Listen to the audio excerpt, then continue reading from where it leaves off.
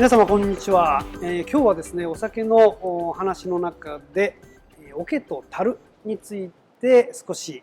お話をしたいと思います。最近はボトルに入れられたお酒の流通がほとんどですよね。紙パックというのもありますが、通常はガラス瓶に入っているお酒がほとんどで、それで瓶のまま運ばれてきて、それをご自宅で開けて飲むとそういう状態ですが、1900年代の初めに一升瓶が開発されるまでは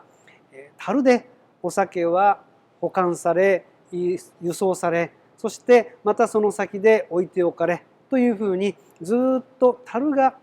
お酒の運搬の容器として使われていた時代の方が長かったんですね。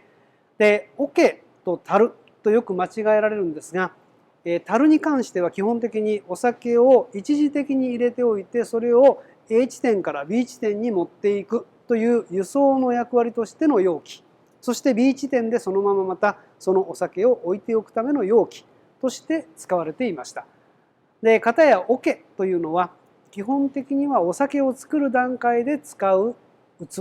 のことです。すなわちお酒を作る発酵用の桶、お酒作り用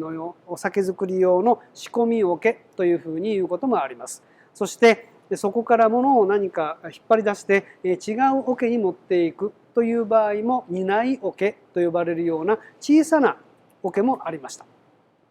で、これは樽と桶というふうに呼び分けられているわけなので、お酒作りの中で言うと桶というのはお酒を作っている間の器であって、樽というのは作り終わってから飲むまでの間の器であるというふうに考えると分かりやすいというふうに思います。で、皆さん桶と樽の違いというのはどこに一番のポイントがあるかご存知ですか？一番よく皆さんから返ってくる答えは蓋があるかないかということがよく言われます。蓋のないものが桶で、蓋があるものが樽であるというふうに言われますよね。で、確かにそうですが、蓋のある桶も実はあります。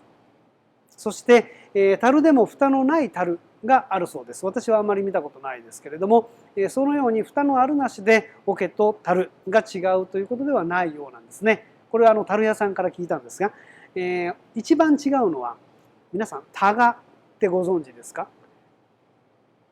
樽の周りもしくは桶の周りに竹で編んだ輪っかみたいなものがありますよね。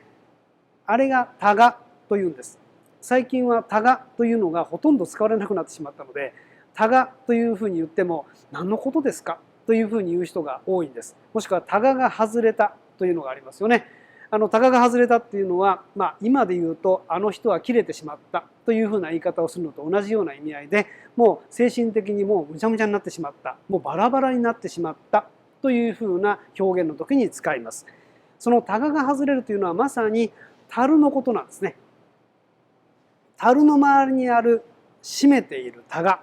その形を形作っている要素であるしっかりと締めたタガが外れてしまうと、樽というのはバラバラになってしまいます。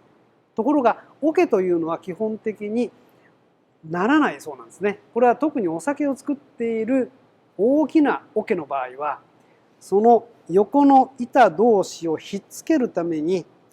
中に竹釘という鉄の釘ではなくて竹でできた釘が入っているので、タガがもし外れたとしてもいっぺんにはバラバラにならない。もちろんお酒は漏れてしまいますけれども、タガが外れただけでは外側にバタンと倒れてしまうことはない。これが桶の特徴であるというふうに樽屋さんは言ってました。でも寿司桶のようにそういった竹釘が入っていないものもあるので、全ての桶がそうではないというふうに私は思うんですけれども、そのあたりお酒造り用の桶、そして樽というのはタガが外れるとバラバラになるかならないかの違いであるというふうに知っておかれると、お酒の一杯が進むかも分かりません。